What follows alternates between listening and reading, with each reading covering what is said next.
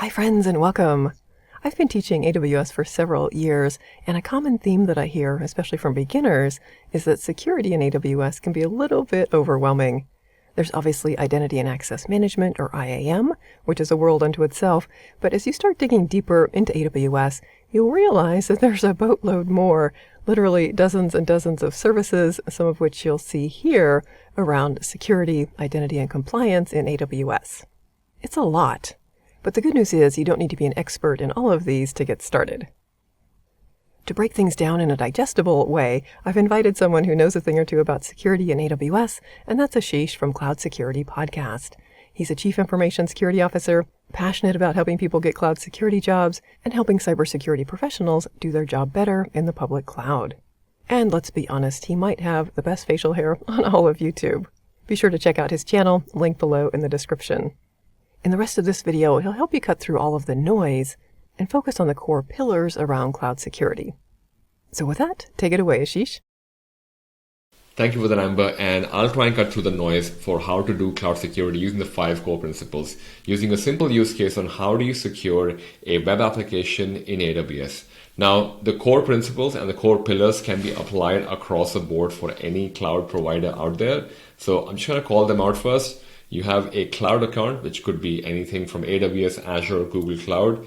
You have a network, which is basically the area, or if you want to think about from a perspective, every server that you have as a application owner or as a cloud security professional who's trying to protect the application, you would have a network defined for it. This is the block of quote unquote network that it can talk within. You have the storage component where components of the application that requires to be stored. For example, when you go on Facebook, you have your username, password. They have stored the username, password somewhere. Usually it's the database, but things like what's your profile picture look like or what is the country you were born in, that kind of information is usually left in a storage. But things like your username, password, which would be a lot more critical, you would probably need some kind of extra layer of protection on it, that would be a database. Now, finally, you would also require some form of compute. By compute, what we simply mean is simple things like your servers. It could be literally your laptop, but in a cloud environment is usually a server or a desktop that you're using for your organization. Now, for the use case that we're talking about, which is securing a web application, let's quickly go through that. As I called out, we are using the cloud example as AWS. You can apply Azure and GCP as well, and the same core principles would apply if you're trying to protect an application. It's about just matching the components that are relevant for the application you're trying to build. Now, once you've decided what cloud account, next thing you will look at is network, which is in context of AWS, it would be called virtual private cloud. That is the name of the virtual network that you can define within which we would be creating the application and maintaining what resources can talk to it. Basically, the form of communication it can have from the internet or from within any other server inside the AWS accounts that you're managing. Next component we would look at is storage. As I called out earlier, if you are someone who probably already uses an application, so the things which are not that extensive in terms of how secretive they need to be, like for example, not everyone needs to know that I'm into men's fashion or coffee, but I may have it as saved on my LinkedIn profile to say, hey, Ashish Rajan loves men's fashion and coffee. So that information doesn't need to be on a super secret database. It could be on a simple storage like an Amazon S3, could be EBS volumes if you're using some kind of compute. Now, talking about credentials gets a bit different because my username password needs to be a lot more secure than what my preference for men's fashion and coffee is. So for those components, you would use something called a database. Now, Amazon has multiple options for database. You can use DynamoDB, Aurora, which is their own proprietary database, or you can use Amazon RDS and pick a type of database that you want from it. The one thing I also need is how is my application going to compute everything that I'm trying to do? In case of AWS, it's usually Amazon EC2, which is their virtual server, but you have ECS, you have Fargate, you have a lot of other options.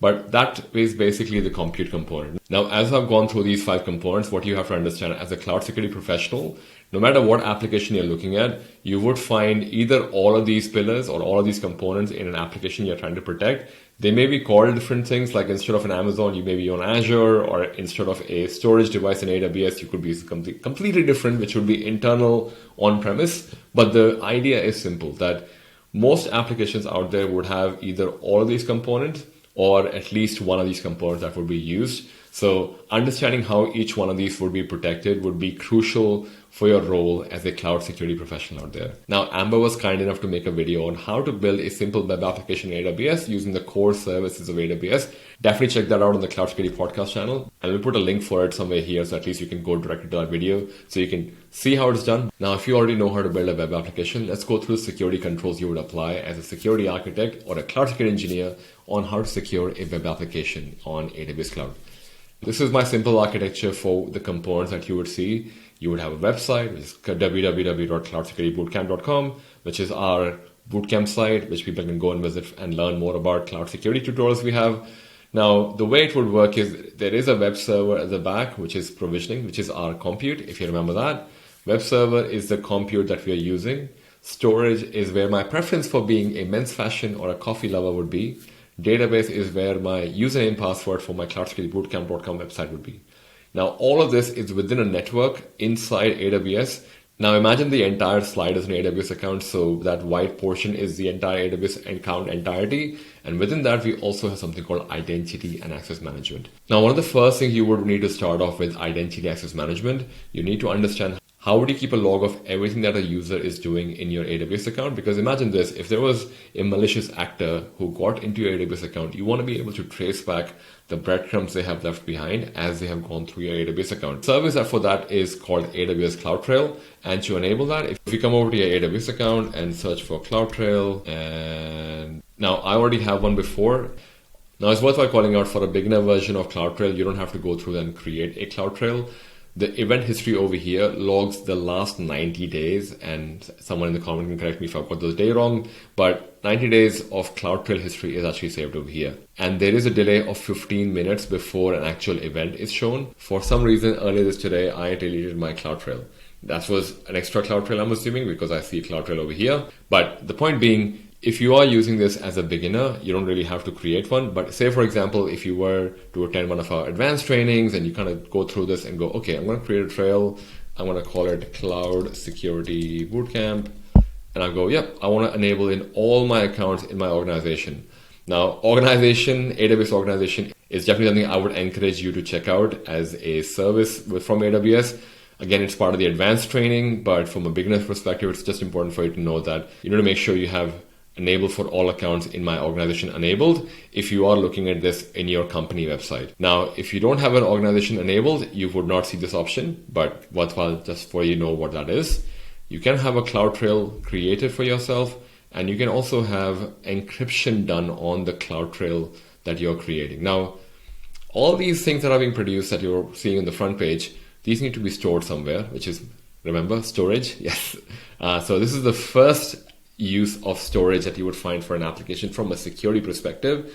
This is the name of the CloudTrail bucket or S3 bucket that would be created. Now I can just call it anything I like. I don't have to call it AWS CloudTrail. I can just say Cloud Security Bootcamp CloudTrail. I just want to call that name.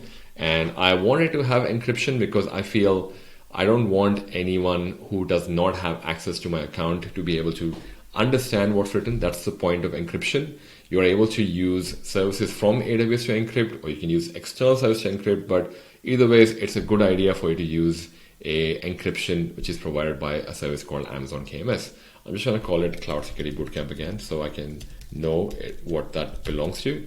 And this one is an interesting one. I normally go not required because it requires additional cost, but at the same time, I feel comfortable not having it validated, but some organizations may say they want it validated. CloudWatch log is for you to have a analytics done on the CloudTrail logs that you're collecting. So once a log is registered and developed as a file inside S3 bucket, now you know that, oh, okay, so for some reason, Ashish has deleted his CloudTrail today. You go back to the event, you can go all the way to CloudWatch and identify what's happened over there. Now, tagging is a great option. I would say this is a purpose tag. Basically, you're labeling your CloudTrail for what that is. This is for Cloud Security Bootcamp. I do next. This is where it gets interesting. Now, you can go into a lot more detail with inside events as well as data events. What do you want? Do you want to exclude KMS event activity or RDS data API inputs? I would say I keep all of them. I don't go for the data or insight, but based on the kind of requirement you may have in your organization, you may want to go down that path. I normally care about more the management events. That's the one that would show me that Ashish has deleted his CloudTrail account there. Now I go next. Now this is a verification screen. After that, I hit create trail and it just creates a trail for me. That's pretty much it. We have our CloudTrail created and we should see some activity on that as we work more on the AWS account. All right, that was the identity access management component as well. First one, which is to create our CloudTrail. The next one you should understand is identity access management, which is IAM. And if I type it that there, you should see that there are multiple options. Again, this is an advanced option for single sign-on. I would leave that for an advanced class. But for the simple purpose, you have users, which are called IAM users in AWS, which you should be using to log into your AWS account and not your root user. That's what I've done with mine. I'm not using my root user. Now I am in my IAM user. I just said IAM too many times, but this is where you would have something called users, which are your IAM users, which are the local users of AWS. If you want to understand what a local user is, if you are on Facebook and you create an account, that is a local account for yourself on Facebook. The same way, this is a local account for your AWS cloud account. So I have a few, but I may choose to delete some. I may choose to make them part of a group, or I may even go down the path of adding some roles to it. Hopefully you can't hear my dog snoring in the background. Now we're looking at IAM roles that you can create and manage yourself as well. The ones that you're looking at the screen are the ones provided by AWS, but you can create your own role and make sure that you are using it for the right purpose that is required. You can use it to extend your access to certain services. Samuel, again, all of the remaining ones are very, I would say, advanced level for the simplicity of this scenario. Let's just say that all you're trying to do is just have a simple AWS IAM role, which gives you access to EC2 instances. So you can go, okay, you can say, I just want access to EC2. You go next. And what else you want? Administrative? Probably not. As a security person, you just want to make sure you only have read-only access, because most likely you're not the one creating the services. But if you were to create the services, you probably would look at, say, what other access can you go for? I normally tell people not to go for the administrative account or a power user account. Those are more for higher privilege. So you're better off just creating a policy and kind of going down that at least path. But for the purpose of this video, I'm just going to go read-only access and go next. And I'm going to call it the same. So I'm going to say Cloud Security Bootcamp IAM role. And I'm happy with that. I've got access to EC2. I've only got one permission, which is read-only, which I'm happy with, and I'm going to create a role. Now, at this point in time, I have a IAM role that I can use with a read-only permission. I also have something called my IAM users, which I will make sure I have MFA enabled on, as I've called out over here. And I would also have IAM roles with required permission. In my case, I want to give them read-only permission. So that's what you would cover from a IAM perspective. Let's talk about the next component, which is your network. Now, as we go through this, you probably would realize that, okay, I'm looking at a lot of more components in the application than just talking about, oh, what's the best SQL injection that I can prevent? As you kind of go layer deeper into the cloud security practice, you would realize that an application is a complex piece of different components, and that's where the pillars come in handy. So in this scenario, we've covered identity access management, which is the first thing you should be looking at. The question you're asking yourself is, what kind of identities can access my website? And how would you manage the security of them? The second question you'll ask about this is, who can access the server that is in the private zone, hopefully, and it's not public facing? Who can access the server and communicate with the server that is basically my website? So in this scenario, I've got my web server. What are some of the components you'll make sure that, say, the developer who may be working on this can access it securely and no malicious actor on the internet can? For ensuring that only registered staff or folks who are from your company are able to access AWS account for my cloudsecuritybootcamp.com website, I would have something like a VPN connection or a localized VPN connection in AWS, or I could have a direct fiber connection with AWS Direct Connect, so that anyone who is on my on-premise network, which is basically sitting on a laptop, you may be working for facebook.com and you're basically trying to connect onto the AWS account that is owned by facebook.com. You could use something called an AWS Direct Connect if that's how the network has been configured. That way, you don't have to go onto the internet and come back. That's why, as you can imagine, it is still within the AWS box. That's why I have AWS Direct Connect as well as AWS VPN. Now, this is harder to show on the console, but I wanted to show you at least what it looks like. So if I go here and say direct connect, this again is a very advanced thing. I would say you need a partnership with a data center to kind of make the entire setup happen. But this is what the front page looks like for direct connect. For my VPN, if I wanted to use the VPN from AWS, I would go to the VPC service. Or maybe actually easier is if you do VPN, you should see automatically it would show you VPC service. So if you go to VPC, on the left-hand side, there's a whole section on VPN. The folks who don't know what VPN is basically an encrypted communication between point A and point B. So in our scenario, if you wanted to say that, hey, all my site-to-site VPN, which is from my data center to the AWS account, that should go through a VPN connection. So I can just come over here, do a create VPN connection and set that up. Again, something for the advanced class, but it's important for you to know what the terminology is and what that could be used for. And that's what you would apply from a network connection from your data center onto the AWS world. But there are two more components that you need to think about, which is one is the availability zone and the other one is the region. Most of your cloud providers would have a geographical presence in most of the countries around the world. I would say most, but some countries around the world because they're still expanding. So if you are based in the US or Canada or wherever, so your region would be somewhere within US. It should be within US. It is important so that if you come over here and if you look at this over here, North Virginia, these are called the region. These are the regions that exist at the moment. These are the ones that I have disabled and not activated. So I'm making sure that I'm always working in the North Virginia region, or I'm always working on my London region. All that changes is that from my perspective, now this is the indicator that I'm working on the London data center of AWS. If I go on North Virginia, I'm working on the North Virginia data center of AWS. So you can pick the one that is either in your country or the closest to your country.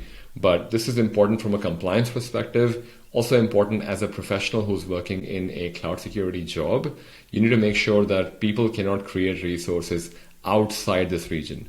Now, availability zone is another layer deeper. And I would say it is almost like if you were to divide your region into subcategories of, hey, what else can I have? So you can separate out availability zones.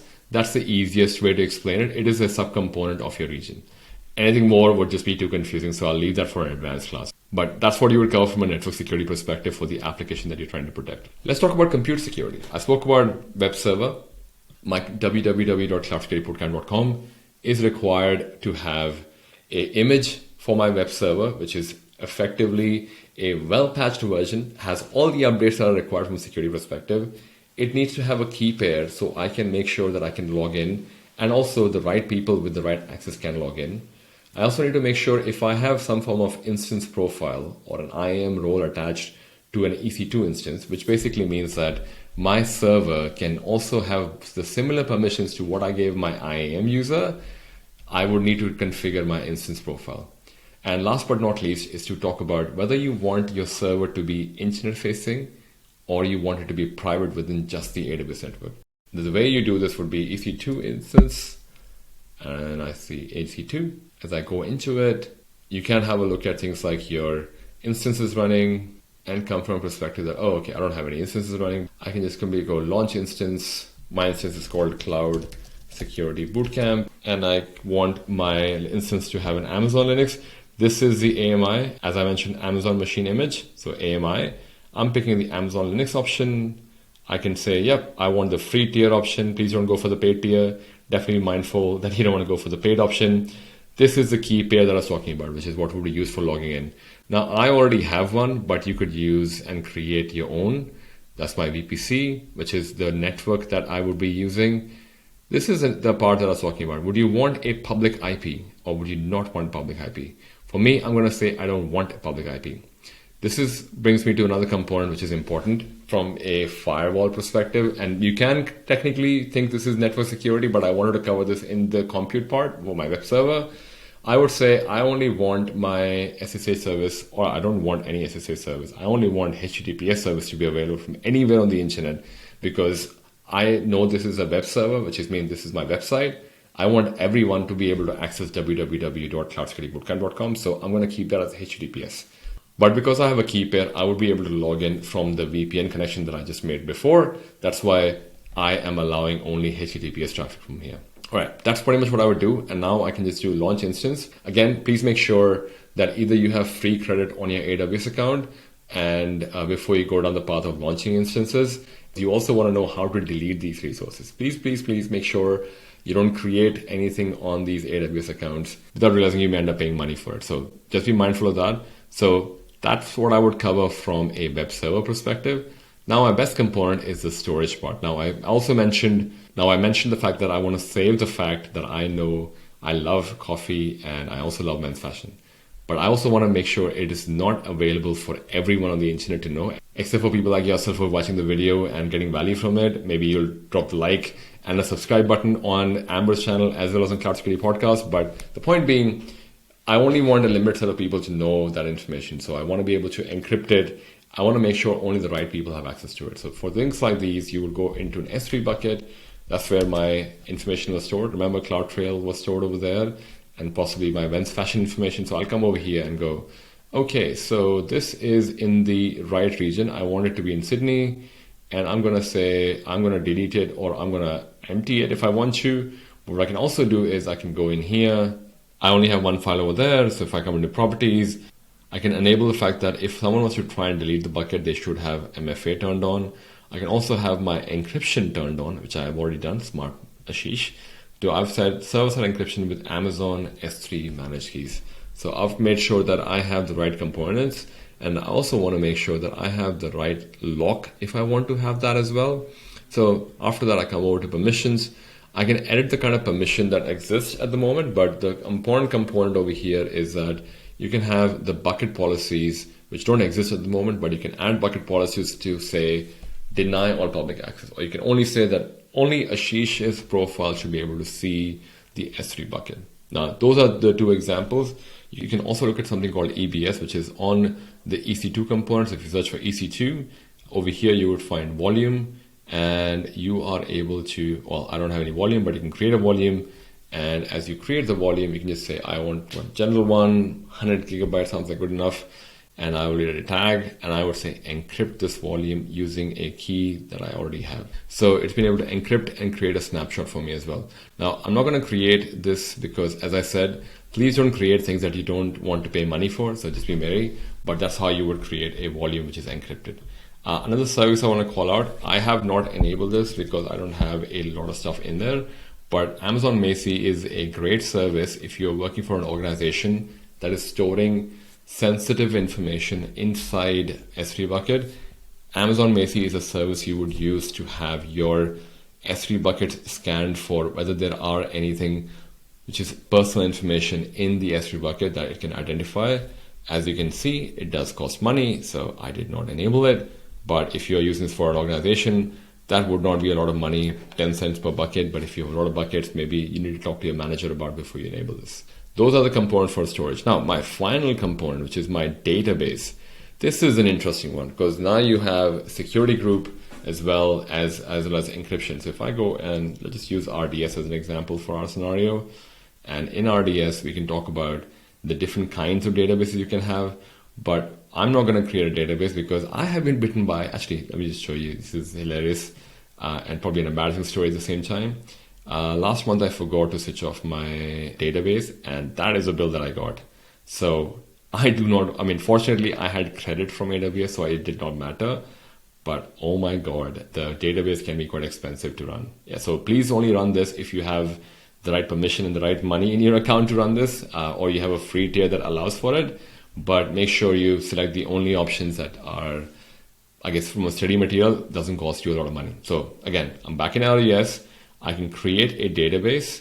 I'm going to walk you through the wizard so at least you can see what that is. And if you are working for an organization that is happy to pay for an RDS, definitely go ahead and create, and at least you would know how to create and secure the RDS. So I would say I want a standard create. I would like to pick Aurora MySQL for this scenario. And I don't care about these. I just want the latest version. And I'll just go latest version. I want this to be a development environment, not a production environment. This is basically how high the availability should be on the account. Now, you can also have cluster username, password set up. But one thing I'll call out, please don't put this as admin. Just because the username is admin, please do not put your password as admin. So auto-generate a password, so it will send you one. So I'll just say admin over here and auto-generate a new password for me with the email. I think this comes with an email, but you can correct me if I'm wrong. The other components that I would care about is connectivity, which is the VPC that I've called out, the subnet group, which would be responsible for it. Should it have public access or not? This is the private and public part I was talking about. So I don't want it to have public access. And this is where you define the security group or the firewall. Now, those are most of the connections. Another one which is important is the database connection itself. Make sure your database has a connection of its own beyond the RDS as well. So that's what you would use to have database administrators log into the database. That's where this comes in from. So all that said, after that, you click create database and your RDS instance is created. So we spoke about the security group. What you saw so far, I have selected a database. I've called out that, hey, this is a development one, not a production one. I made sure I'm not using a not secure password. So I said, hey, auto-generate a password for me. And I've also gone ahead and said, oh, okay, I don't want a replica, but from a connectivity perspective, I would like to define that I don't have any public access. That's a no. It would not get a public access. I've also said my security groups have been defined as well. And I've also made sure that the database users who are able to log in would have their own username password that I can verify and are allowed on the instances. And that's about it from a security perspective. After that, you can create a database and Jack's your uncle at that point in time. That's pretty much what I wanted to cover from my AWS core services perspective, from a cloud security lens, as well as using that as a simple use case of a simple web application being secure. Now, if you haven't checked out the video on Cloud Security Podcast channel for how do you even create a web application using the core services of AWS, definitely check that out. And I'm sure Amber would leave a link for it in the description so we can actually see you on the other side. And if you enjoy content about cloud security or trying to be a cloud security engineer, definitely check out Cloud Security Podcast channel where we talk about cloud security all day, every day. So if you have any questions about everything that you've heard spoken about over here, either you can drop it as a comment over here or drop it as a comment on the Cloud Security Podcast channel as well. But otherwise, I will see you in the next video. And thank you, Amber, for this opportunity to collaborate. I will look forward to seeing more episodes and more collaborations with you in the future as well. All right. Thanks, everyone. Talk to you in the next video. Peace.